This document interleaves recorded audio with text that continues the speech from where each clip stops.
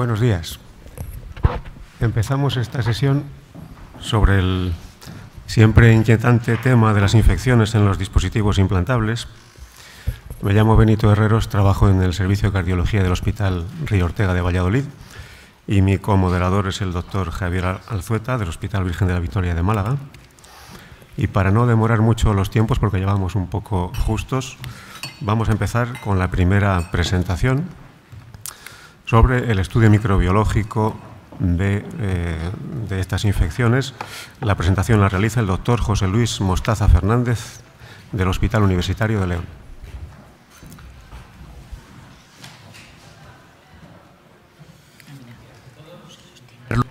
Quería agradecer a los organizadores el haberme invitado a participar en esta mesa, especialmente a la doctora Marisa Fidalgo, excelente cardióloga y buena amiga. A mí se me ha encargado hablar de los aspectos microbiológicos, de las infecciones de los dispositivos. Y avance página. ¿Cómo pasa esto? Con el mando, si no. Igual con el mando, ¿no? ¿Has oído? ¿Cómo avanza? Sí, pero no. Ya está, perdón, ya está, que avance página. Sí. Sí, vale. Bueno, como muestra este registro de altas norteamericano, cada vez se implantan más dispositivos a pacientes cada vez más ancianos y con mayor número de comorbilidades.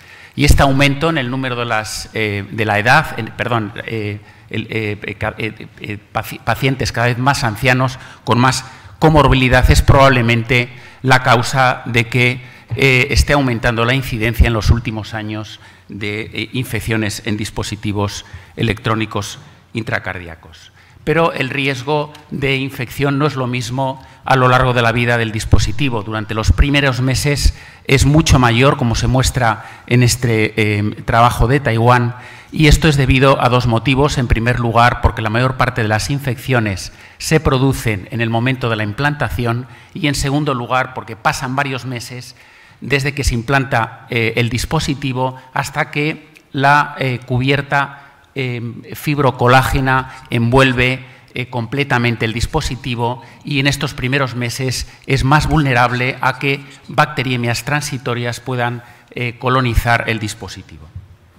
Este trabajo del grupo de Hannover nos muestra que si uno hace en una infección de un dispositivo, hace un tratamiento correcto y extrae todos los componentes del dispositivo, pues prácticamente, como se ve aquí, se van a curar las infecciones en todos los casos. Sin embargo, por muy correcto que sea el tratamiento antibiótico, si uno no extrae todos los componentes del dispositivo, los extrae parcialmente, la tasa de recaídas va a ser superior al 80%. ¿Y esto a qué se debe? Bueno, pues este fracaso se debe a que los microorganismos, cuando entran en contacto con superficies inertes, tienden a formar biopelículas. Y estas biopelículas, como se muestran en esta imagen, son comunidades de microorganismos embebidos en una matriz de exopolisacáridos que, como se ve aquí, pues va creciendo y madurando y están al abrigo de la inmunidad innata, como pueden ser los macrófagos o los anticuerpos, y por supuesto de los antibióticos. Y es que dentro de estas biopelículas los microorganismos son tremendamente resistentes a los antibióticos, hasta 1000 veces más resistentes que las bacterias que circulan libremente. Y esto también por mecanismos diferentes a los que tienen los que conocemos habitualmente en las bacterias que circulan libremente. Y fundamentalmente, traía aquí, a ver si sí. Bueno, y esto, tres mecanismos fundamentalmente. Uno, estas matriz de exopolisacáridos, estas biopelículas, impiden la penetración del antibiótico a lo largo del espesor de toda la biopelícula. Y en segundo lugar, aquellas bacterias aquí en verde que tienen peor acceso al oxígeno y a los nutrientes, pues ralentizan su metabolismo, entran en lo que llamamos una fase de crecimiento estacionario, en los que los antibióticos, sobre todo los que actúan sobre la pared, los beta-lactámicos y los glicopéptidos, actúan peor. Y por último, los productos del metabolismo de los microorganismos en las biopelículas alteran el microambiente y dificultan también la acción de los antibióticos. Y es que dentro de las biopelículas también no todos los antibióticos van a funcionar igual. Como muestra este experimento de biopelículas de Staphylococcus aureus, pues va a funcionar mucho mejor, por ejemplo, daptomicina o tigeciclina que linezolid y vancomicina. O también la asociación con rifampicina en el tratamiento de Staphylococcus aureus va a mejorar la respuesta. En este experimento también en biopelículas de Staphylococcus aureus veis cómo la respuesta de vancomicina sola es mucho más lenta y menos completa que cuando se añade a rifampicina. Lo mismo pasa con linezolid solo o asociado a rifampicina y también con daptomicina solo o asociado a rifampicina.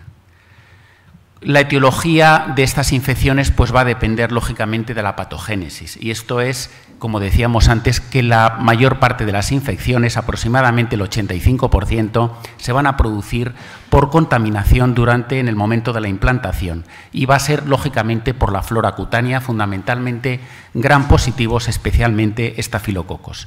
Mucho menos a menudo, mucho menos frecuentemente, aproximadamente el 15%, se van a producir por bacterias de otro origen. También casi todo va a ser siempre por Staphylococcus aureus porque tiene una gran capacidad de adhesión sobre superficies inertes.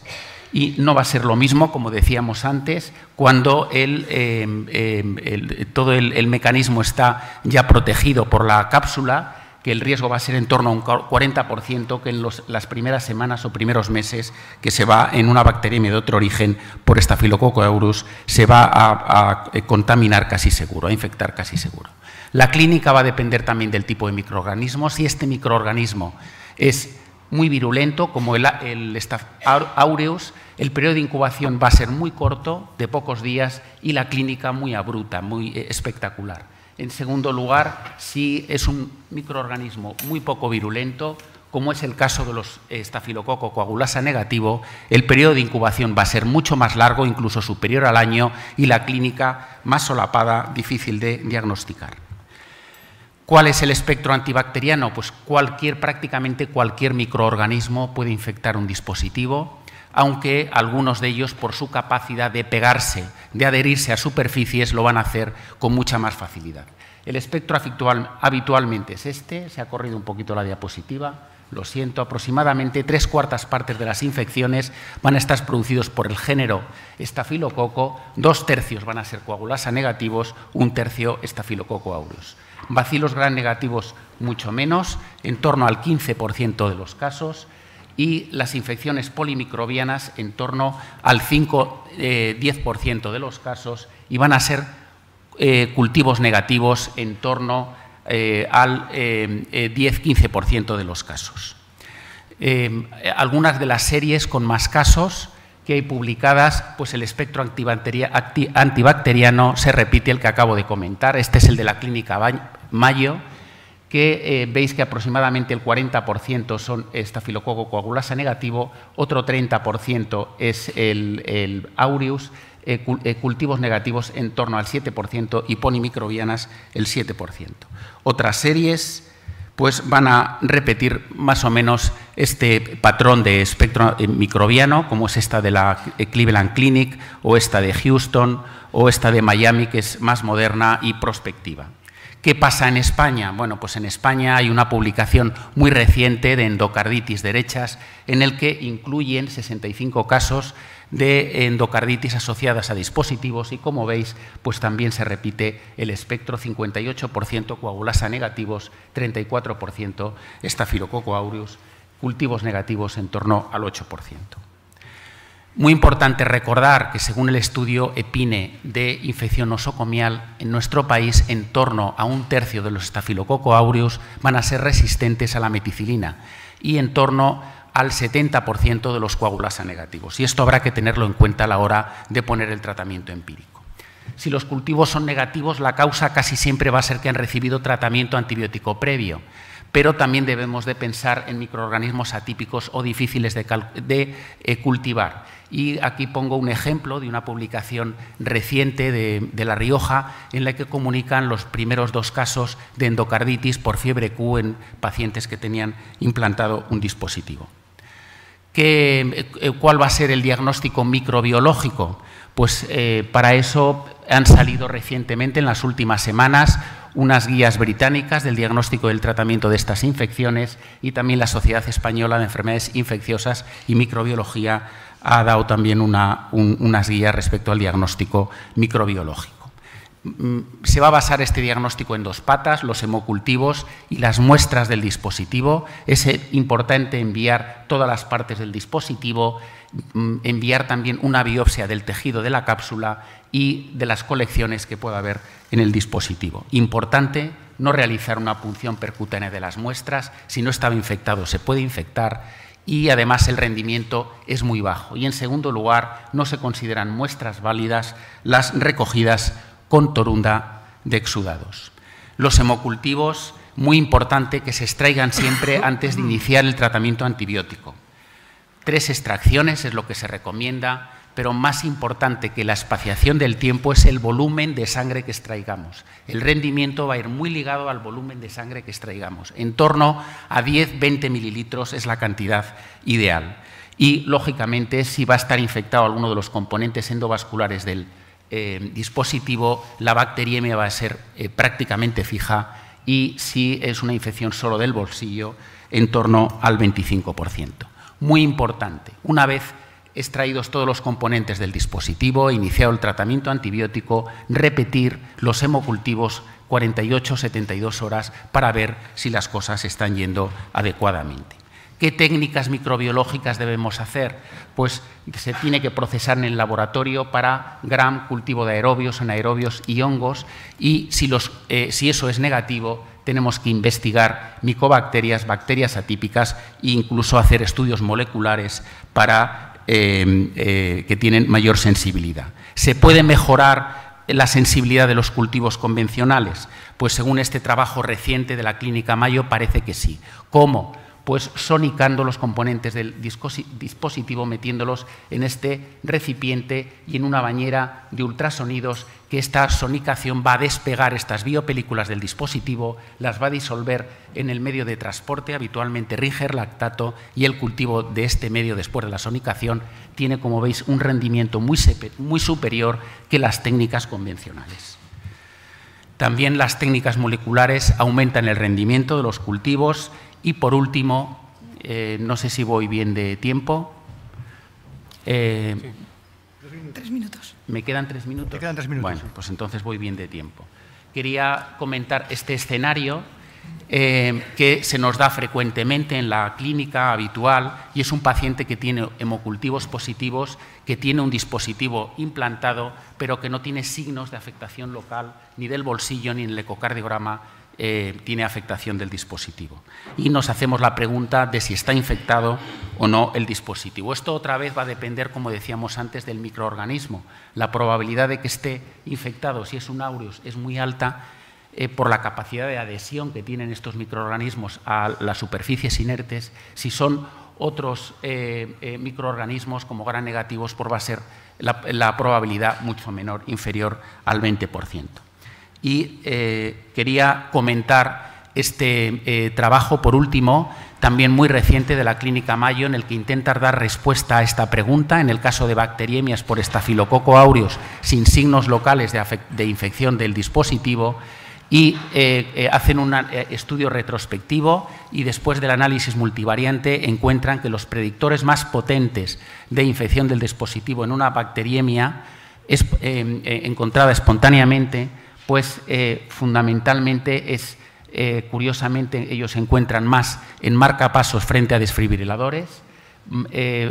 Lógicamente, pues cuanto más manipulado el dispositivo, pues más posibilidad de que se infecte, pero quería hacer hincapié sobre todo en que si ponemos el tratamiento antibiótico y en 3-4 días no ha desaparecido la fiebre y persiste la bacteriemia, casi fijo que está infectado el dispositivo.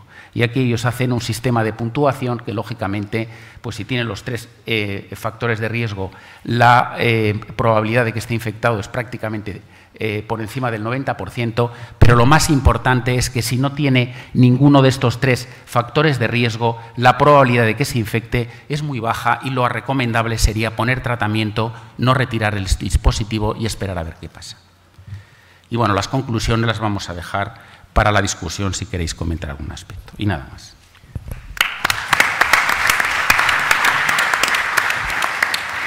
Muchas gracias, doctor Bostaza. La siguiente presentación es de la doctora Fidalgo, que nos va a hablar de la presentación clínica y sus determinantes.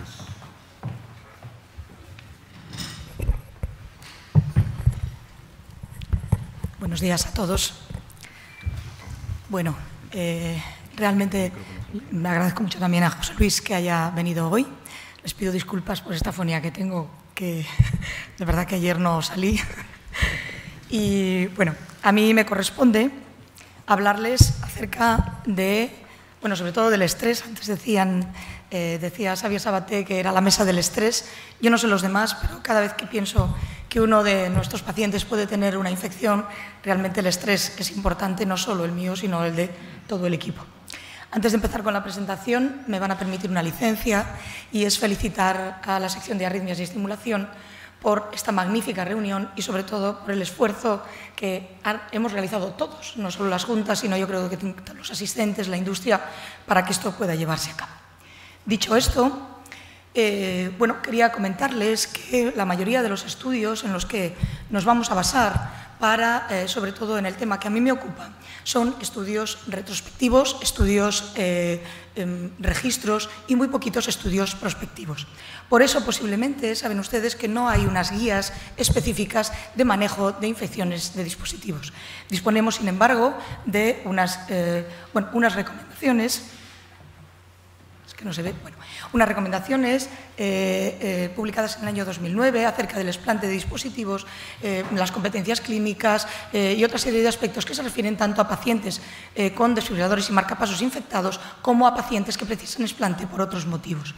En el año 2010, ya se ha presentado previamente, se elabora unas recomendaciones de consenso de varias sociedades americanas acerca del manejo de los pacientes, pero no son unas guías como tal y, curiosamente, no se incluyen las sociedades relacionadas con el ritmo cardíaco. Ya ha comentado José Luis que recientemente, aunque no son unas guías internacionales, sí son muy interesantes, sobre todo para hablar de lo que yo les voy a contar, y me basaré en todos estos artículos y estas publicaciones para contarles algo acerca de los factores de riesgo y de las formas de presentación clínica, sobre todo cómo verlas lo antes posible y manejarlas lo mejor posible, también de lo que hablará el doctor Morínigo. Bien, ¿en qué medio nos encontramos? Es que aproximadamente entre el 1 y el 2% de los pacientes portadores de marcapasos y desfibriladores pueden sufrir una infección de dispositivos. Las publicaciones son muy amplias en los rangos en cuanto a los marcapasos, posiblemente porque los estudios publicados, las publicaciones datan de bastante antiguo las primeras, mientras que en los DAIS son más homogéneos. Que la mayoría de las infecciones aparecen el primer año y, sobre todo, aproximadamente un tercio de ellas ocurren dentro del primer mes. Que este aumento de la incidencia, y ha hecho referencia a José Luis, se debe a estos 3 aspectos. En primer lugar, al aumento de la tasa de implantes, fundamentalmente un incremento en el número de implantes de desfibriladores, un 60% en los últimos años se ha incrementado, que los dispositivos son mucho más complejos. Fíjense que la incidencia de infecciones puede alcanzar 4 veces superior en los pacientes con recambios y upgrades comparados con los primo implantes, y que además la población a la que implantamos es mucho más anciana y eso hace que haya una mayor comorbilidad y una mayor incidencia de infecciones. Bien, pues de lo primero que les voy a hablar es de qué factores se relacionan con las infecciones de los dispositivos. Hay muchas publicaciones, aquí se las reseño, y podemos clasificarlos, estos determinantes, en 3 grandes grupos. Las características del germen, que ya José Luis ha hablado de ellas, y a mí me corresponde hacer un resumen acerca de los factores relacionados con el paciente, así como con las técnicas de implante. Con respecto a los factores de riesgo del paciente, podemos agruparlos en 4 grandes epígrafes. Los primeros factores son los relacionados con la demografía. Los varones parece que se infectan más. Es la suerte que tenemos las mujeres, al menos en cuanto a las infecciones de dispositivos. Y con respecto a la edad, curiosamente son los pacientes jóvenes los que tienen mayor incidencia de infecciones. Claro, siempre y cuando no hablemos de las comorbilidades asociadas, es decir, los pacientes ancianos tienen más comorbilidad y entonces se infectarían más, no por la edad, sino por esos factores acompañantes. La comorbilidad sería o se asociaría a la presencia de insuficiencia cardíaca, de diabetes, de enfermedad pulmonar obstructiva crónica, alguna forma de insuficiencia renal con o sin hemodiálisis, algún proceso tumoral o pacientes que tienen alguna inmunodeficiencia. Con respecto a los fármacos, diremos que la toma de anticoagulantes, todos sabemos que se relaciona con el aumento del número de hematomas y eso genera mayor número de infecciones. La ingesta de corticoides aumenta el riesgo también de infección y la no utilización de profilaxis antibiótica intravenosa previa al implante también aumenta el riesgo de infección. Con respecto a, en el momento del implante, que el paciente tenga algún proceso infeccioso, también se relaciona con ello. La presencia de fiebre en las 24 horas previas al implante del dispositivo tiene un mayor riesgo de infecciones y también la presencia de una infección activa, bien distante o no a la zona quirúrgica.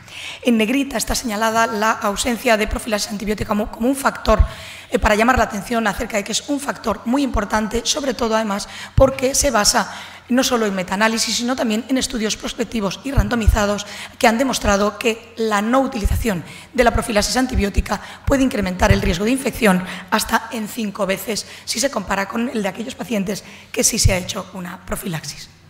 Bien, con respecto a los factores relacionados con la técnica, todos sabemos que tenemos que cumplir unas normas y unos protocolos de qué condiciones tiene que tener una sala, presión positiva, cómo debemos lavarnos.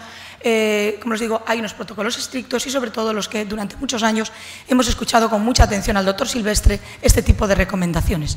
Pero aún haciéndolo bien, hay una serie de factores relacionados con la técnica quirúrgica que aumentan el riesgo de infección, como puede ser, por supuesto, la experiencia del operador, el volumen de implantes y luego relacionados con que el paciente tenga un marcapasos temporal previo al implante, que el procedimiento dure más de 2 horas, que esto se relaciona básicamente con procedimientos complejos como son terapias de resincronización o upgrades y sobre todo con el no control de sangrado y que el paciente desarrolle un hematoma.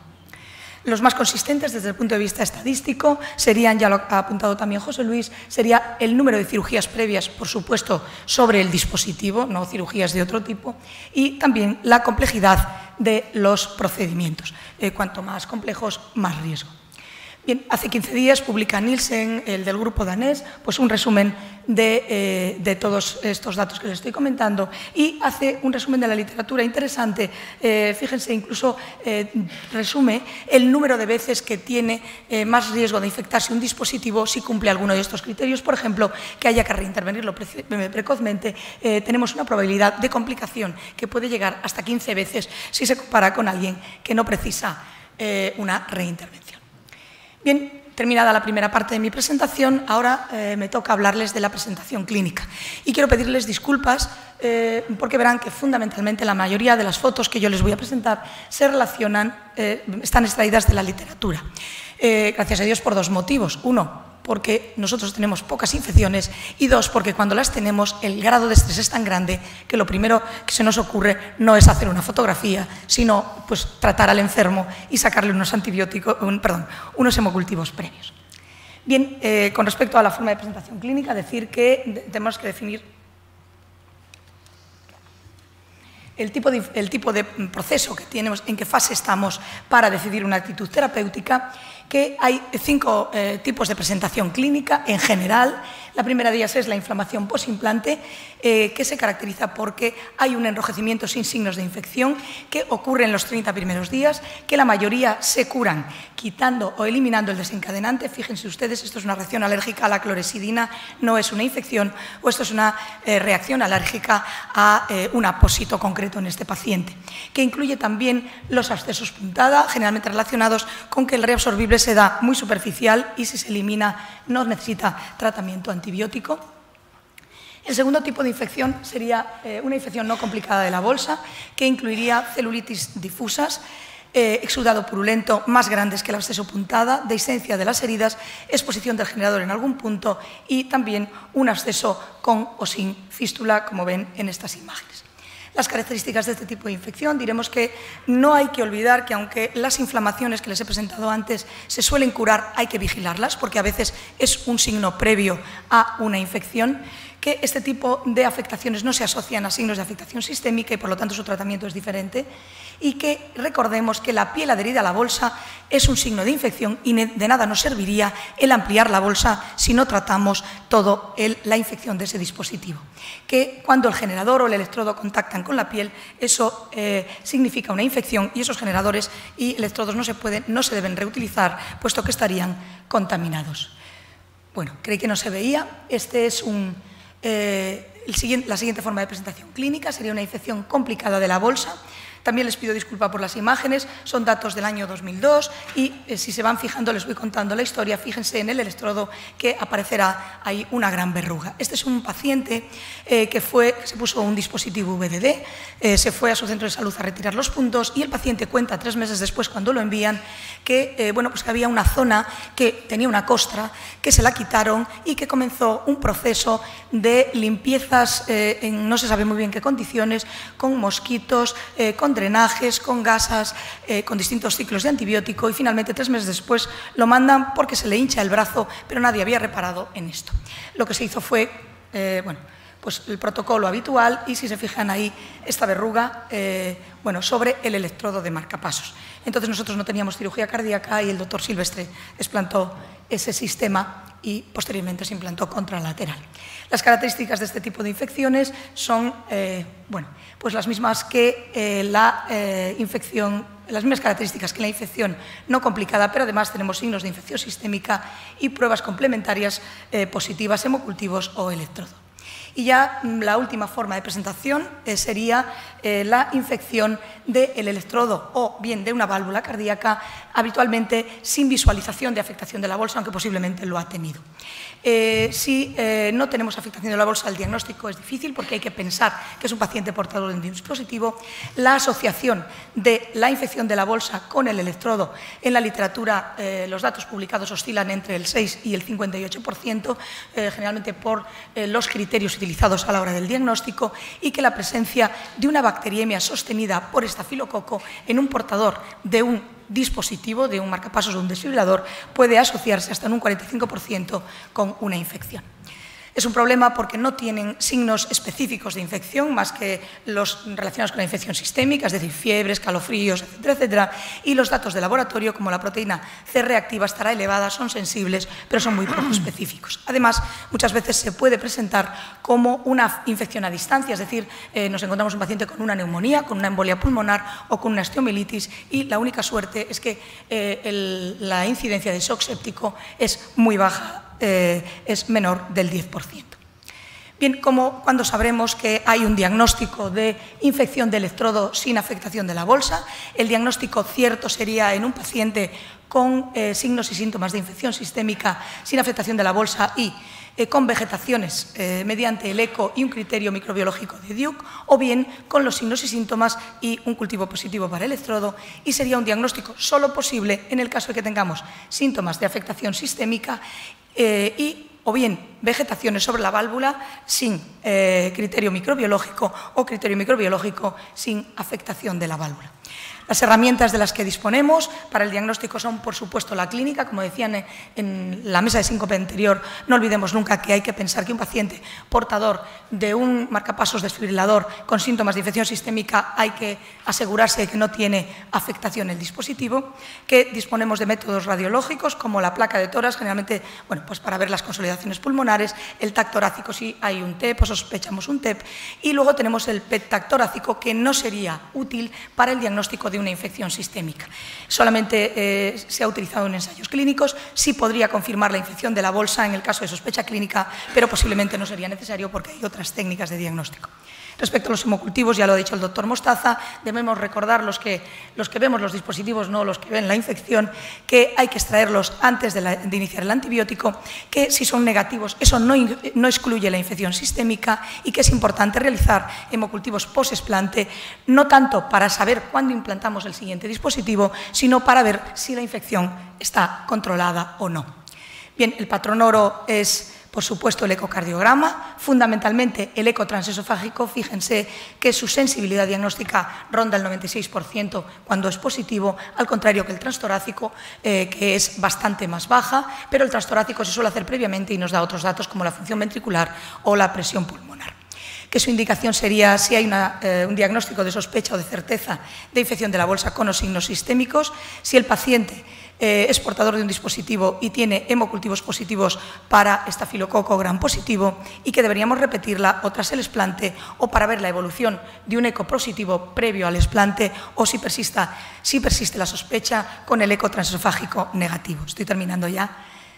Me mira el doctor Alzueta, pero ya estoy terminando, que el diagnóstico del eco transesofágico sería por la presencia de una vegetación, por supuesto, pero que recuerden que un 10% pueden ser falsos positivos por los filamentos que se ven, los que llaman strands o lumbles, y que hay que contemplarlo en el contexto clínico del enfermo. También la aparición de una insuficiencia valvular de novo o de un absceso sería un criterio positivo.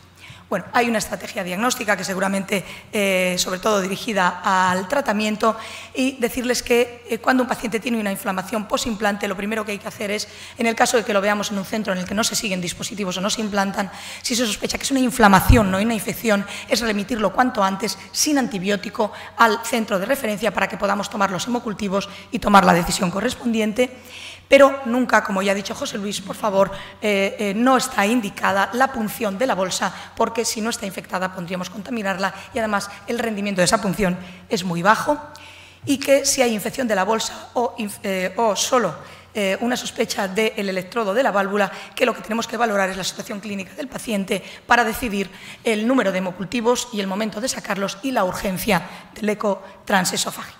Y ya ahora sí termino, les resumo diciendo que es muy importante recordar que en pacientes portadores de marcapasos o DAIS existe un riesgo no despreciable de infección del dispositivo, cuya presentación no siempre es evidente, que hay que tenerla presente, que los factores de estas infecciones van a depender del paciente, de la técnica quirúrgica y del propio germen, y que la no administración del antibiótico intravenoso preimplante, así como el número de cirugías relacionadas con el dispositivo y su complejidad, son los factores que más se relacionan con los mismos. Con respecto a la presentación clínica, que el enrojecimiento de la herida sin otros signos infecciosos en el primer mes posimplante suele deberse a algún desencadenante no infeccioso corregible. Ojo, hay que vigilar al paciente, no hay que decirle esto es una irritación y se acabó, hay que seguirlo. Que las restantes formas clínicas, la infección sistémica sin afectación de la bolsa es de diagnóstico muy difícil y que ante la sospecha o certeza de una infección de la bolsa del dispositivo o afectación sistémica es mandatoria la realización de hemocultivos previos a los antibióticos, eco transesofágico con diferente grado de urgencia según la situación clínica del paciente. Y ya espero que a mí la charla me ha servido para recordar muchas cosas y que ante la sospecha de un estafilococo, pues nuestro grado de estrés haya disminuido. Esto es todo y muchas gracias.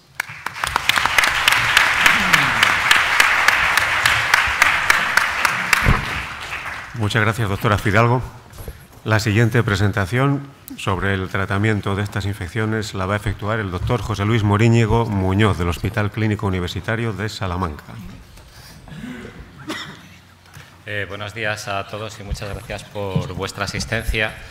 Afortunadamente yo no llego a estresarme como la doctora Fidalgo, pero sí que me ocasiona cierta preocupación cuando aparece una infección de un dispositivo, sobre todo porque los últimos datos siguen diciendo que es un problema que va en aumento, como ya se ha comentado, por la comorbilidad, por los dispositivos que cada vez son más complejos y me preocupa sobre todo la alta mortalidad que tiene este tipo de infecciones, como veremos más adelante. ¿Cuáles serían los ejes de tratamiento? Bueno, yo creo que todos nos enfrentamos a estas preguntas cuando tenemos una infección de un dispositivo. Es decir, ¿qué antibiótico? ¿Cuándo iniciarlo? ¿Durante cuánto tiempo? ¿Tengo que extraer todo el sistema? ¿Lo quito percutáneo? ¿Lo quito quirúrgico? un caso especial que ya se ha comentado es la bacteriemia por Staphylococcus aureus. Reimplantar un dispositivo, se lo tengo que reimplantar, cuándo reimplantarlo, dónde implantarlo. Voy a tratar de responder a todas estas preguntas. Dentro de los escenarios posibles, como ha dicho Marisa, diríamos que vamos de lo más leve a lo más grave. La infección de la bolsa sin afectar al dispositivo suele ser una infección superficial, no se extrae el dispositivo, pero sí que es importante conocer que no deja de ser una infección que necesita tratamiento antibiótico y las recomendaciones son siempre por lo menos mantener un tratamiento antibiótico durante 7 días, ya que una instilación de antibióticos antisépticos, al ser una infección localizada, no parece que haya mostrado su eficacia. La infección de la bolsa, la endocarditis y la afectación de la válvula la voy a englobar todo en un conjunto porque el tratamiento va a ser bastante parecido con algunas variaciones. Bueno, pues antibiótico, lo que nos dicen las guías es que es fundamental sacar los hemocultivos antes de iniciar la antibioterapia, iniciarlo lo antes posible el tratamiento antibiótico, inicialmente, lógicamente, de forma empírica con vancomicina y como alternativa a la daptomicina, así como regla general. La duración y la vía de administración es muy variable. Como ya comentó Marisa antes, realmente no hay estudios randomizados, son todos registros y va a depender de muchos factores, la extensión de la infección, el organismo, etcétera, etcétera. Ahora veremos un poco cómo haríamos para decidir ese tiempo de tratamiento. Bien, ya hemos iniciado el tratamiento antibiótico de forma empírica y lo que se recomienda es que si hay una erosión pero sin una infección sistémica, pues lo que hemos dicho, con un antibiótico por vía oral durante una semana o 10 días nos podría bastar.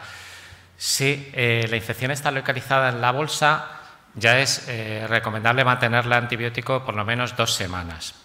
Si ya encontramos signos de infección sistémica, el paciente tiene fiebre, escalofríos, etcétera, y en el eco torácico no hay afectación valvular y tenemos una buena respuesta al antibiótico, se recomienda un tratamiento por lo menos de 4 semanas.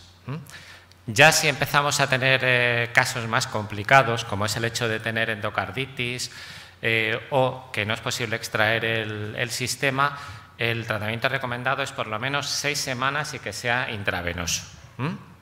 Igual que si encontrásemos focos extracardíacos por embolismos sépticos.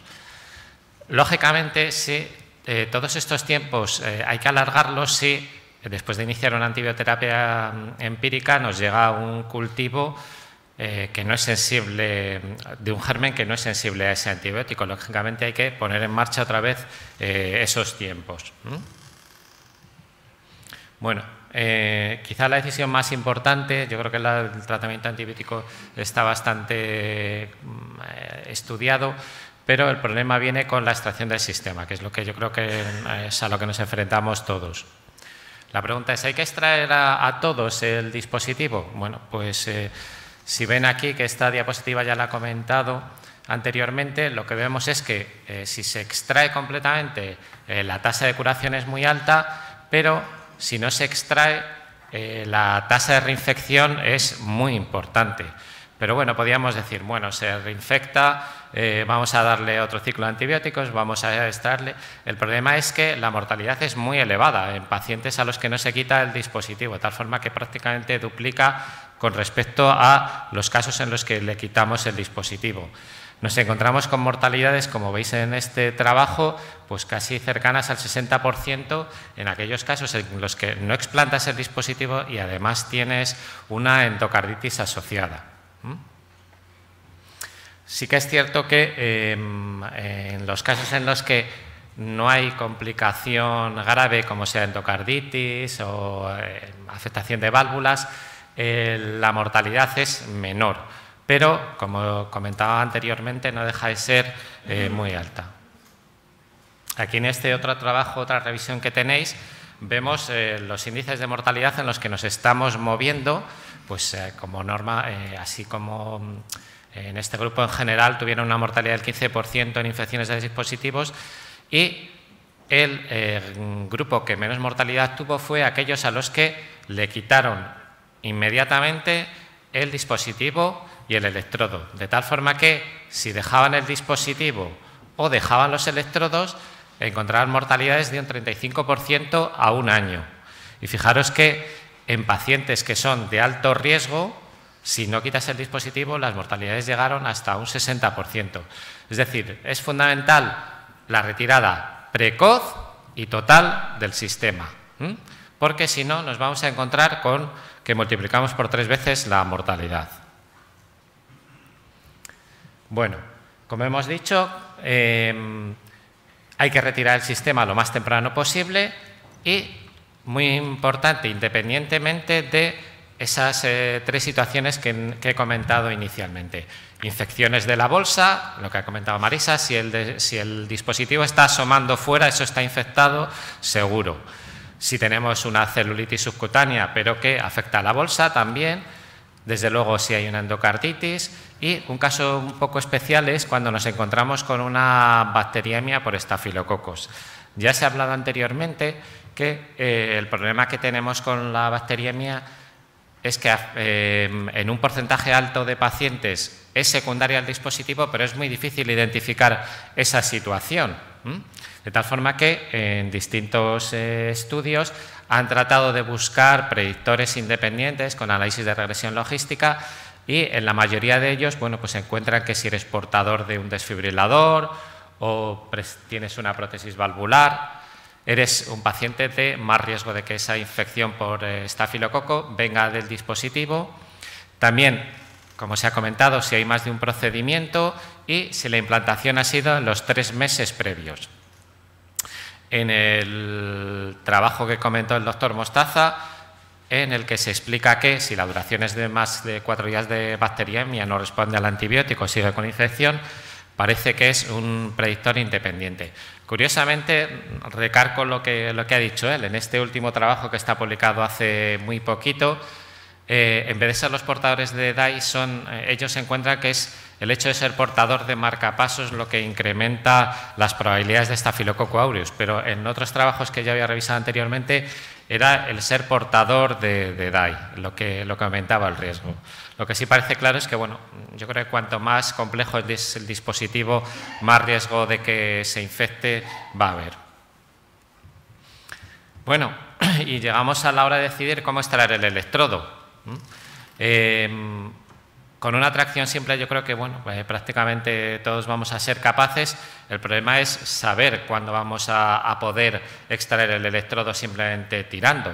Esto se ha tratado de analizar en distintos trabajos y bueno, pues hay ciertas ideas que nos ayudan a tomar la decisión de enfrentarnos a extraer un electrodo o solicitar ayuda a alguien más experto para usar material específico en la extracción. Bueno, pues los materiales del electrodo, el tamaño de los electrodos, si ha pasado mucho tiempo desde el implante, cómo está el flujo venoso, lógicamente no es lo mismo que esté permeable la vena que no que tenga fibrosis. Si tenemos muchos electrodos a extraer, es razonable que esa vena esté fibrosada, sea muy complicado, mientras que si es un único electrodo va a ser más sencillo. Los electrodos de desfibrilación también parece que es un factor predisponente para que sea dificultoso extraerlos con tracción simple, y la insuficiencia renal parece que predispone a la calcificación. Aquí tenéis bueno, pues un ejemplo de uno de los trabajos en los cuales hacen un análisis multivariante y lo que encuentran, pues eso, un poco los que hemos comentado, la duración del implante, si hay que extraer muchos electrodos y si son dispositivos complejos, como es el hecho de tener un electrodo de desfibrilación. De tal forma que yo creo que si tenemos un paciente con un electrodo que tiene poco tiempo, por lo menos lleva menos de un año, de un marcapasos, no hay otros factores de dificultad, quizás podríamos enfrentarnos y bueno, pues con una simple tracción extraerlo. Siempre recordando que el simple hecho de que el motivo de extraer un electrodo sea porque tiene una infección incrementa el riesgo de complicaciones y mortalidad. Es decir, no es lo mismo extraer un electrodo porque se ha roto que extraer un electrodo infectado. Es un procedimiento de mayor riesgo. Hay un porcentaje de pacientes que presentarán vegetaciones, el porcentaje es pequeño, pero no es despreciable, y sí que se sabe que vamos a tener más complicaciones, pero el hecho de tener vegetaciones no parece que vaya a influir en el éxito de la extracción. Sí que podemos presentar un poquito más de complicaciones. De tal forma que cuando se analizan las series de extracción percutánea y quirúrgica, pues vemos dos aspectos llamativos. Uno, en esta serie, que quizás es la más abundante, encuentran con una mortalidad ínfima cuando extraen los electrodos de forma percutánea, mientras que si nos asemamos a la cirugía, esa mortalidad incrementa considerablemente. Es decir, la infección de los dispositivos es un problema de alta morbimortalidad. La extracción no está exenta de complicaciones, sobre todo si empleamos la cirugía, y analizando todas las series se encuentran que los pacientes con vegetaciones de menos de 2 centímetros, que son la mayoría, se pueden someter a una extracción percutánea con seguridad. Incluso algunos trabajos hablan hasta de 4 centímetros en los que no sería necesario la cirugía para extraer el dispositivo. Bueno, ya hemos extraído el dispositivo, le hemos puesto el tratamiento antibiótico. ¿Tenemos que reimplantar un nuevo dispositivo?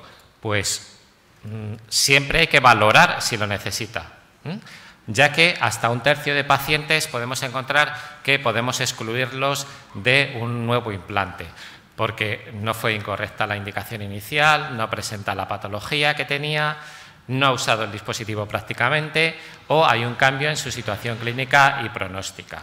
Lo que está claro es que no se debe reutilizar el dispositivo explantado nunca, y que si podemos evitar la estimulación temporal, muchísimo mejor.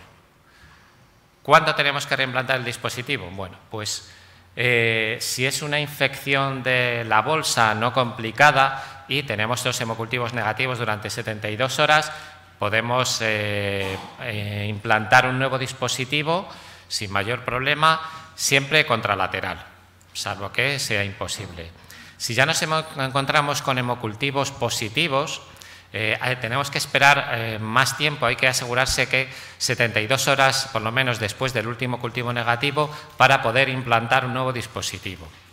Y si ya nos encontramos en situaciones más complicadas en las cuales tenemos vegetaciones en el electrodo o vegetaciones en las válvulas, la cosa cambia, de tal forma que las vegetaciones también nos van a exigir esperar por lo menos 72 horas, pero si nos encontramos una vegetación en una válvula, nos piden que esperemos 14 días desde que el último cultivo ha sido negativo, lo cual nos lleva a que, bueno, pues nos podemos encontrar con pacientes que pueden estar 14 días ingresados y que sean dependientes. Tenemos las opciones de no ponerlo contralateral si no tenemos margen, y en ese caso ponerlo epicárdico, o ahora mismo, pues en caso de DICE, tenemos la opción de que sea subcutáneo. Pero, como decía, nos encontramos con el hecho de que podemos tener a los pacientes ingresados un día, una semana, 15 días y que sean dependientes.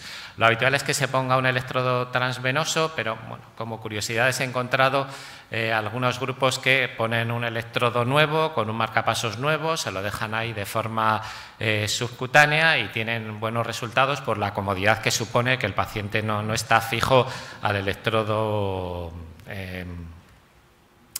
transvenoso.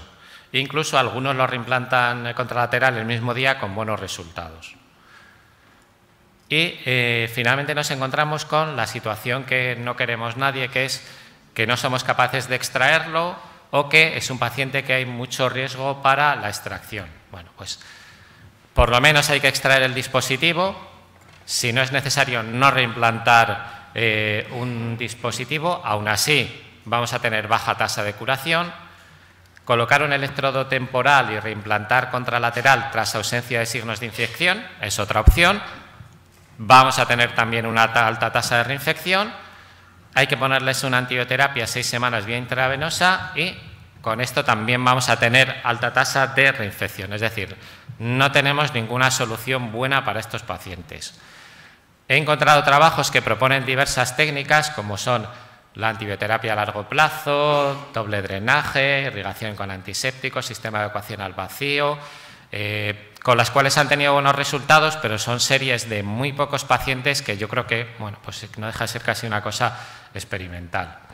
Y dejo esta diapositiva como reflexión final sobre si lo que estamos haciendo es correcto, ya que aunque el porcentaje de infecciones es bajo, la mayoría de centros que se hace esta encuesta en Europa tienen infecciones por debajo del 2%, encontramos que el tratamiento antibiótico varía bastante, pero me llama la atención que en caso de que tengan una infección de la bolsa, solo el 40% de los centros están en el electrodo y solo son más agresivos en caso de que tengan una infección sistémica o una endocarditis. Y eso es todo. Muchas gracias.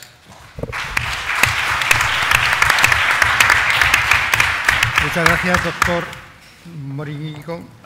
Y para terminar, el doctor Silvestre nos va a hablar de qué hay de viejo y de nuevo en la prevención de la infección de los dispositivos.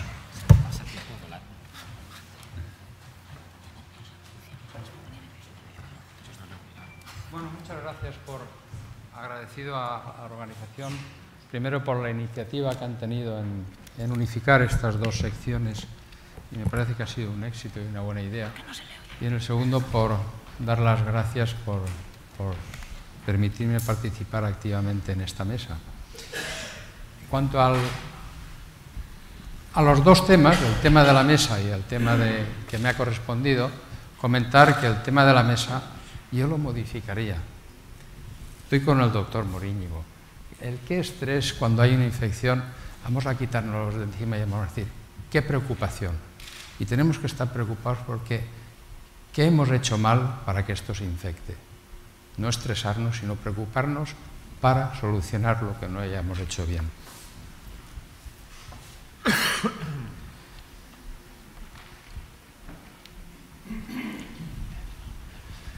Y dicho esto, pues pasamos a hacer un poco de historia de cuáles son las causas más fundamentales. Y hemos visto que han aumentado en los últimos años las infecciones en dispositivos implantados, pero porque estamos atendiendo a una población de mayor edad y viven más, se les cambian más dispositivos, hay un aumento de comorbilidades, la complejidad de la implantación, los recambios, los upgrades y luego la presencia de resistencias a antibióticos. Los costes de una infección son importantes, hay que ver el tiempo de estar hospitalizado y en una UBI, el procedimiento de desplantación o extracción del sistema, esto no es barato, tratamiento antibiótico durante varios días, varias semanas, el dispositivo de reemplazo, el procedimiento de reimplantación, y aquí está en torno a los 35.000 euros para arriba. Bien es cierto que no se ha modificado porque esto nosotros lo calculamos en el 2007, pero ahora actualmente se han abaratado, por lo menos en la comunidad nuestra, los dispositivos. Yo quiero decir también previamente una cosa. Yo me alegro de tener en esta mesa a un infectólogo y nosotros trabajamos con infectólogos y con medicina preventiva. O sea que somos un servicio de cirugía cardíaca que trabaja con los servicios de infecciosas, medicina preventiva, cardiología y los arritmólogos. Y todos sabemos muy bien lo que tenemos que hacer. Y no nos salimos del guión porque el que sale del guión se le infecta o se le complica. Cuando viene un paciente con una infección, automáticamente pasa a medicina infecciosa. Ellos son los que tratan esa infección. Nosotros no nos metemos, utilizamos siempre el mismo criterio y son los que marcan ellos. Nosotros los criterios clínicos o quirúrgicos. Y lo que hacemos también con medicina preventiva es la que nos ha inducido a crear unos protocolos para prevenir estas infecciones, que es lo que estamos viendo en este tema. Bien, las causas. Bueno, por lo tipo de procedimiento, medicación y patología concomitante. Fíjense la tasa de infecciones en reintervenciones precoces, en los resincronizadores y sobre todo cuando hay más de 2 cables por cámara. La medicación, ya lo ha dicho la doctora Fidalgo, los corticoides y la anticoagulación oral, pero en los pacientes la comorbilidad está, y es muy importante, en los pacientes dializados, en la insuficiencia renal, en fiebre presente en las 24 horas y, bueno, diabéticos e insuficiencia cardíaca. También, cuando ya existe una infección, esta medicación que lleve y la patología concomitante nos va a dar los riesgos de mortalidad, como son los corticoides, embolización sistémica, disfunción ventricular y renal e insuficiencia cardíaca. Bien, yo voy a centrarme en el protocolo que tenemos en el Hospital Universitario de La Paz.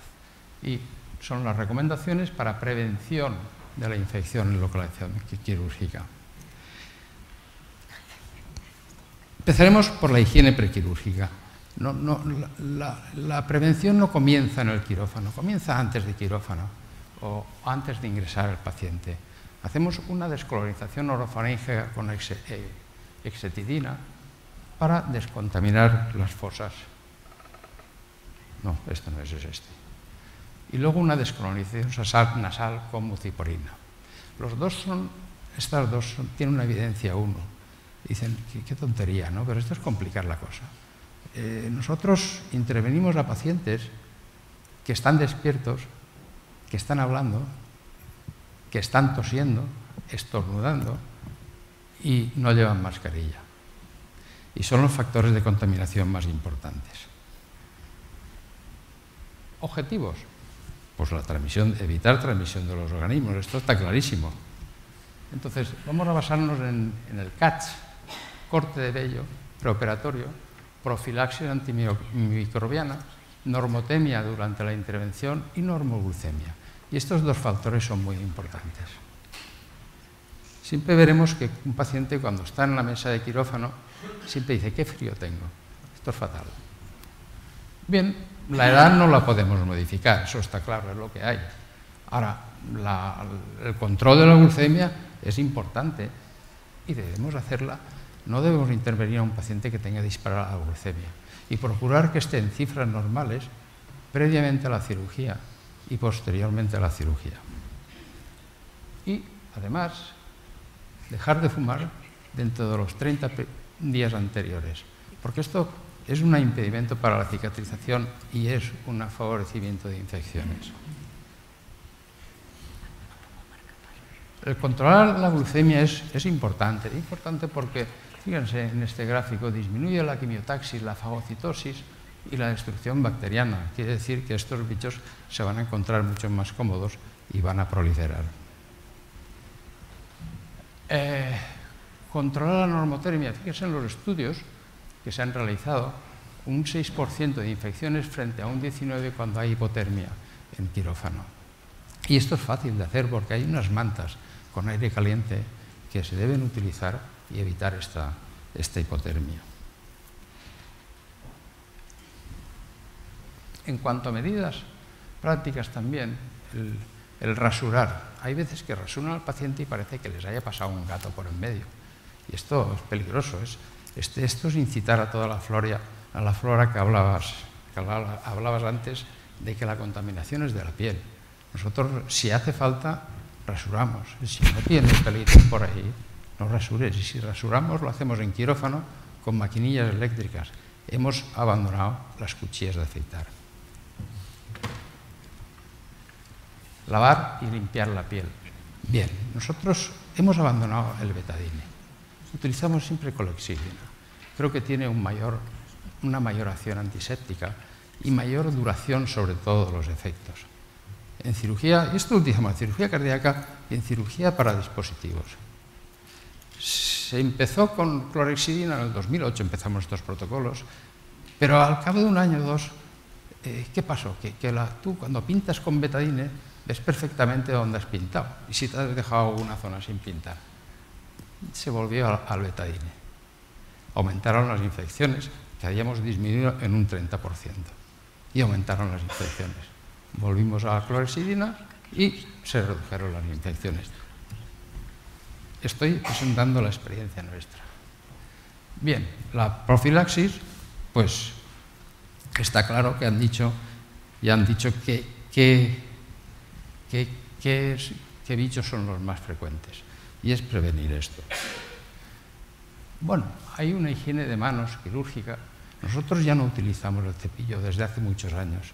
Utilizamos soluciones alcohólicas, antisépticas, durante 3 minutos. Tiene su técnica de lavado y hay que ser muy meticuloso en seguir estas instrucciones. Por supuesto, las uñas cortas, porque la mierdilla se pone debajo de las uñas. Algunos cepillos llevan una cosita de plástico y es para quitarse esa mierdilla, sobre todo después de un fin de semana. Uñas cortas y quitarse las joyas. Y he visto quirófanos donde están con el anillo o con la pulserita. Eso es una marranada. Guantes estériles, por supuesto. Y además, si se perfora un guante, es preferible poner un guante encima que quitarse ese guante y ponerse otro. Si se maneja una bolsa infectada, hay que quitarse esos guantes y volver a poner otros nuevos. Mascarilla quirúrgica, por ahí. Muchísimos no hay mascarilla quirúrgica siquiera. Gorro de papel satinado, porque la tela está abandonada. Máscara facial si llevas barba, sobre todo si es larga. Bata quirúrgica estéril.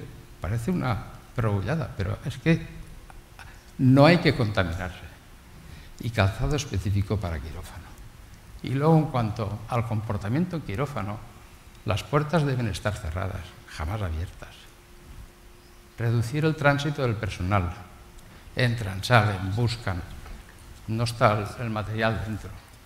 Los pacientes prioritariamente deben intervenirse los que no están infectados y los últimos los infectados. Y luego limpiar el quirófano habitualmente.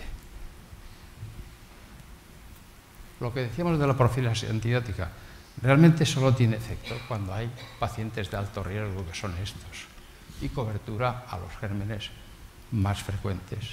Nosotros aplicamos una dosis única de 2 gramos de cefazolina intravenosa. Repetimos dosis si la intervención va más allá de 3 horas. ¿Y qué hay de nuevo? Mira, el tema de qué hay de viejo y qué hay de nuevo. De viejo no hay nada, porque lo que tenemos que tener es un protocolo de actuación. Y ese protocolo lo que tenemos que ir es mejorándolo, avanzándolo con el tiempo, con las novedades. O sea que no debemos tener nada nuevo. Nada viejo, perdón. Y nuevo, pues no sé, yo he estado mirando y lo único que se me ocurre es esto que está ahora introduciéndose, y es una bolsa que es una malla y está impregnada de antibióticos, asociación de los antibióticos, minociclina y rifampicina.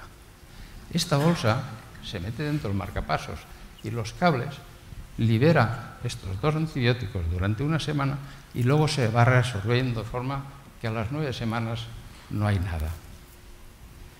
Bien, la cefazolina y la vancomicina no se suelen utilizar juntas. Y rara vez hay solapamientos. Pero vemos aquí que sí, si estas son las coberturas a la cefazolina y a la vancomicina. Esta bolsita, pues miren, minociclina y rifampicina, y tiene una cobertura mucho mayor ante todos los gérmenes. Es una opción, pero la opción mejor es que seamos menos marranos. Estos estudios de esta bolsita, pues bueno, fíjense, Coman, Marbelli, Bayer Health y Citel Centurion, pues todos tienen una menor incidencia de infecciones frente a aquellos casos en que no se ha utilizado. 1,1, 3,7 en todos los estudios. Y con un número de pacientes bastante importante. Entonces, ¿en qué debo concluir? Por las conclusiones, yo las tengo claras. El riesgo de infección del sistema tras su implante va a disminuir en función de las medidas de asepsia tomadas en preoperatorio, quirófano y posoperatorio. Esto es importante y he incidido antes. La profilaxis antibiótica es importante cuando hay pacientes de alto riesgo. Los programas de prevención son muy importantes, son fundamentales de los servicios de medicina preventiva del centro, que es el órgano que regula este tipo de complicaciones. Parecen unos piraos, pero van a lo suyo, igual que los infectólogos. Parecen unos piraos, pero van a lo suyo y tiene unos resultados excelentes. Las nuevas técnicas de lavado, rasurado, control de glucemia y neumotermia disminuyen el riesgo importantemente.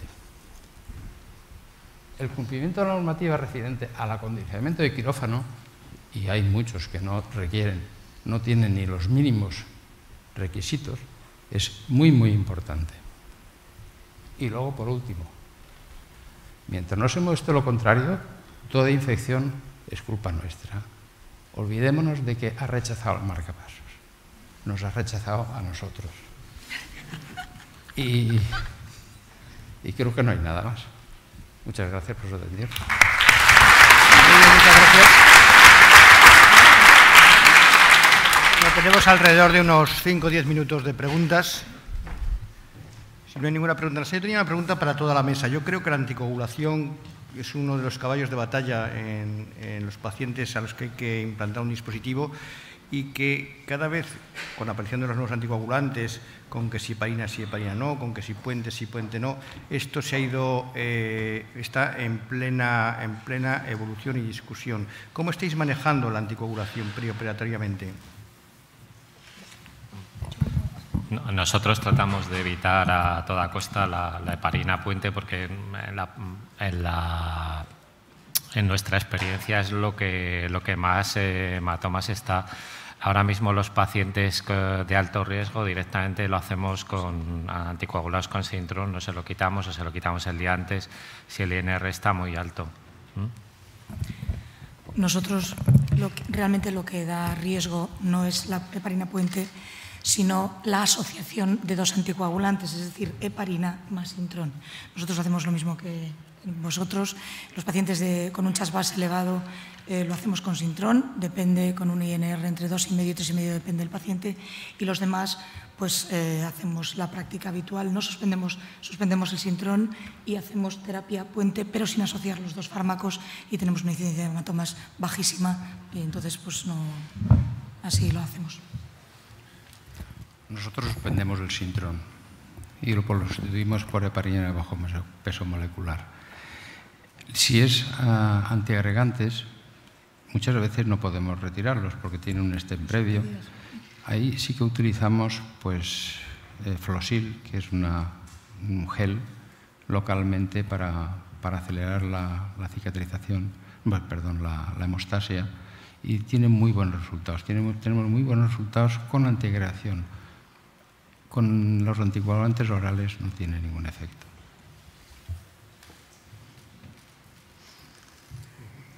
¿Yo te puedo preguntar?